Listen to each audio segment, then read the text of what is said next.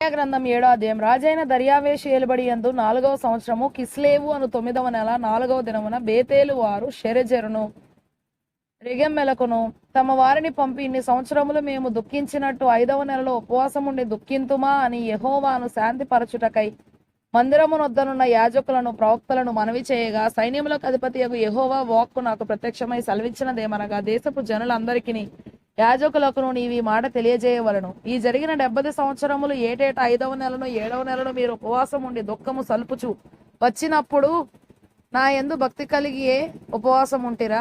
మరియు మీరు ఆహారం పుచ్చుకొనినప్పుడు స్వప్రయోజనమునకే కదా పుచ్చుకొంటిరి. మీరు పానము చేసినప్పుడు స్వప్రయోజనమునకే కదా పానము చేసితిరి. యెరూషలేములోను దాని చుట్టూను పట్టణములలోను దక్షిణ దేశములోను మైదానములోను జనులు విస్తరించి క్షేమముగా ఉన్న కాలమున పూర్వీకులకు ప్రవక్తల ద్వారా యెహోవా ప్రకటన చేసిన ఆజ్ఞలను మీరు మనస్సునకు తెచ్చుకొనకుండా వచ్చున.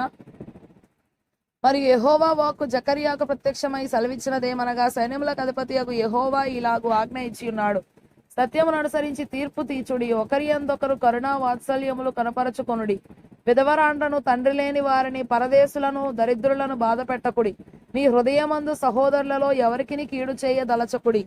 అయితే వారు ఆలకింపనొల్లక మూర్ఖులై వినకుండా చెవులు మూసికొనిరి. ధర్మశాస్త్రమును పూర్వీకులైన ప్రవక్తల ద్వారా సైన్యములకు అధిపతియగు యెహోవా తన ఆత్మ ప్రేరేపణ చేత తెలియజేసిన మాటలను తాము వినకుండునట్లు హృదయములను కురువిందము వలె కఠినపరచుకొనిరి. గనుక సైన్యములకు అధిపతియగు యెహోవా యొద్ద నుండి మహోగ్రత వారి మీదికి వచ్చెను.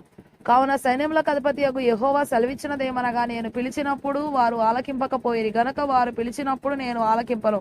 మరియు వారు ఎరుగని అన్యజనులలో నేను వారిని చెదరగొట్టుదును. వారు తమ దేశమును విడిచిన మీదట అందులో ఎవరునూ సంచరింపకుండా అది పాడగును. ఈలాగున వారు మనోహరమైన తమ దేశమునకు నాశనము కలగజేసి ఉన్నారు.